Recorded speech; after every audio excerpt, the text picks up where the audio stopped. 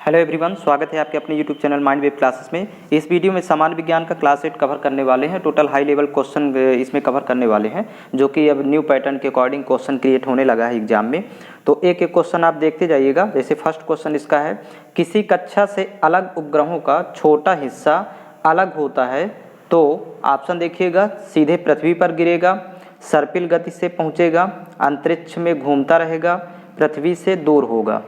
तो इसका option number C सही है, अंतरिक्ष में घूमता रहेगा। इसमें किसी भी कक्षा से अलग छोटा उपग्रह का हिस्सा अंतरिक्ष में उसी उपग्रह की कक्षा में उसी चाल से परिक्रमण करेगा। तो इसका ऑप्शन नंबर सी सही होगा। नेक्स्ट क्वेश्चन देखिएगा, वह कौन सा बल है जिसके कारण पिंड धरती के केंद्र की ओर खींचा चला आता है। तो ऑप्शन देखिएगा, गुरुत्वाकर्षण, द्रव्यमान, संवेग, आवेगी बल। तो इसका ऑप्शन नंबर ए सही होगा, गुरुत्वाकर्षण बल। गुरुत्वाकर्षण बल के अधीन कोई पिंड धरती के केंद्र की ओर खींचा चला आता है। गुरुत्वाकर्षण बल की खोज सर्वप्रथम प्रसिद्ध वैज्ञानिक सर आइजैक न्यूटन द्वारा की गई थी और न्यूटन ने इससे संबंधित नियम भी प्रतिपादित किया था। तो इसका ऑप्शन नंबर ए सही होगा। नेक्स्ट क्वेश्चन देखेंगे, थर्ड क्वेश्चन देखिएगा, स्प्रिंग को अपनी सामान्य लंबाई पर वापस लौटने के लिए लगने वाले बल को कहते हैं। ऑप्शन है विभव बल, गुरुत्व बल, स्प्रिंग बल, प्रत्यास्थ प्रत्यानयन बल, गतिज बल। तो इसका ऑप्शन नंबर डी सही होगा, प्रत्यास्थ प्रत्यानयन बल कहलाता है। स्प्रिंग को अपनी समान लंबाई पर वापस लौटाने के लिए लगने वाले बल को प्रत्यास्थ प्रत्यानयन बल कहते हैं। तो इसका ऑप्शन नंबर डी सही है। नेक्स्ट क्वेश्चन देखिएगा, यदि किसी चल वस्तु पर लगने वाले सभी बलों का योग शून्य हो तो यह वस्तु, ऑप्शन देखिए, धीमी होकर रुक जाएगी, अपनी गति की दिशा बदल देगी, समान रूप से त्वरण करती रहेगी, सतत वेग से चलती रहेगी। तो इसका ऑप्शन नंबर डी सही होगा, सतत वेग से चलती रहेगी। यदि किसी चल वस्तु पर लगने वाले सभी बलों का योग शून्य हो तो यह वस्तु सतत वेग से चलती रहेगी, क्योंकि वस्तु पर कार्य करने वाला कोई बल प्रभावकारी नहीं है इसलिए। तो इसका ऑप्शन नंबर डी सही होगा। अगला क्वेश्चन देखिएगा, यदि भार व आयास क्रमशः W व P हो तो यांत्रिक लाभ होगा। तो ऑप्शन देखिएगा, देखिए भार को W से इंडिकेट करते हैं, आयास को P से। तो यांत्रिक लाभ देखिएगा यहाँ पर P अपान W, P into W, W अपान P या फिर P स्क्वायर अपान W। तो यांत्रिक लाभ बराबर होता है W अपान P, मतलब भार बटे आयास। यांत्रिक लाभ को मैकेनिकल एडवांटेज बोलेंगे, तो MA से रिप्रेजेंट करते हैं। तो यांत्रिक लाभ बराबर होता है भार बटे आयास, मतलब W अपान P होगा। नेक्स्ट क्वेश्चन देखेंगे, यदि एक कण का वेग अपने प्रारंभिक मान का 1/3 कर दिया जाता है तो कण की गतिज ऊर्जा हो जाएगी। ऑप्शन देखिएगा, 9 गुनी, 1/9 गुनी, 3 गुनी, 1/3 गुनी। तो इसका ऑप्शन नंबर बी सही होगा, 1/9 गुनी।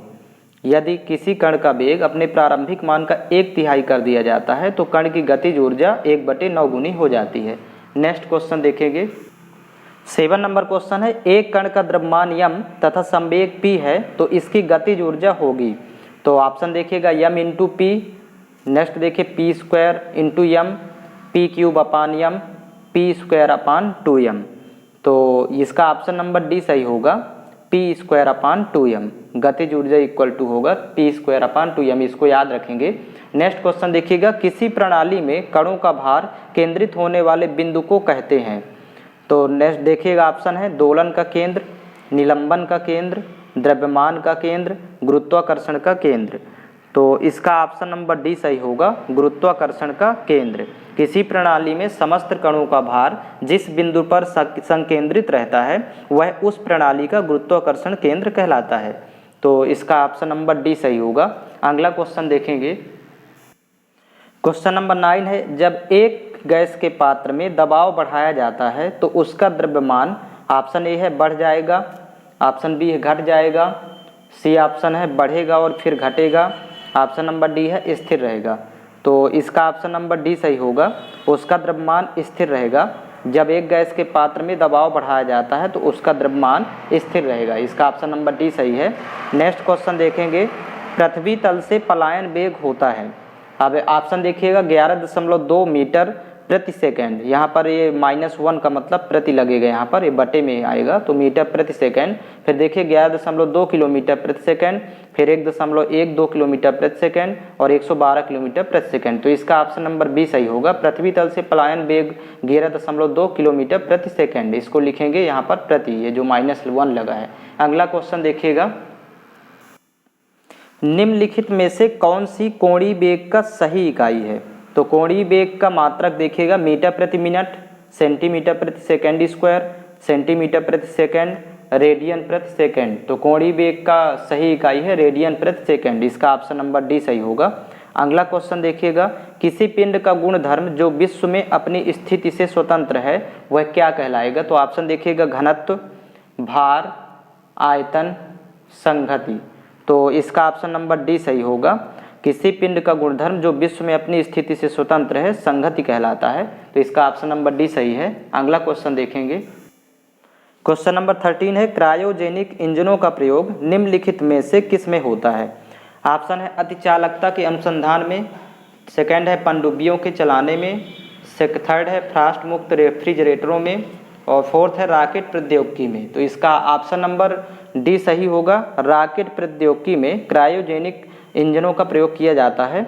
अगला क्वेश्चन देखिएगा, साधारण मशीन की क्षमता सामान्यतः दर्शाई जाती है। ऑप्शन है कार्य में, शक्ति में, किलोवाट में और इनमें से कोई नहीं। तो इसका ऑप्शन नंबर सी सही होगा। साधारण मशीन की क्षमता सामान्यतः किलोवाट में दर्शाई जाती है। अगला क्वेश्चन देखेंगे, क्वेश्चन नंबर 15 है, लेंज का नियम किसके संरक्षण के नियम का एक नतीजा होगा या परिणाम होगा? या इसमें प्रश्न है, लेंज का नियम किसके संरक्षण के नियम का नतीजा है या परिमाण है या परिणाम है? तो इसका ऑप्शन नंबर ए है ऊर्जा, मोमेंटम, एंगुलर मोमेंटम, चार्ज, द्रव्यमान।